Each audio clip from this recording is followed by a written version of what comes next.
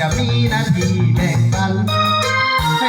เป็นความสุขสันต์ตรงนั้นให้ใจซื่อตรงน้องเคยจะห่วง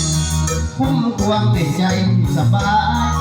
ลูกยิ่งจะให้สื่อขายถึงลมใส่จะเสริมเงียบทรงก็น้องไม่ให้แสนถูกใจนะซื่อตรงไม่หาลูกอยากระหงอย่าบอกไม่จะมี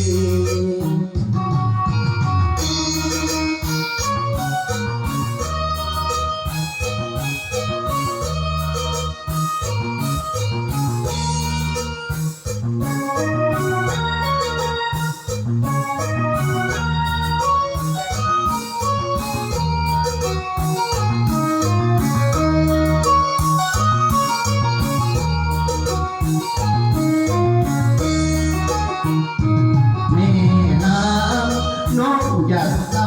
โศกาไอ้ยิ่งขอมาขันอาสาบ่ให้ดอกวันลูกน้องทุกที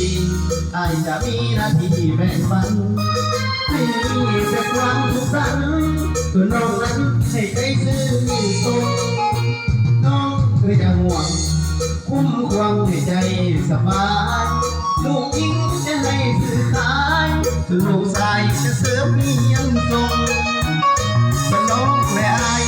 แสนสุขใจกะหาซื่อตรงแม่หาน้องเพียเหมือนหงอย่าบ่งไอ้นี่จะมี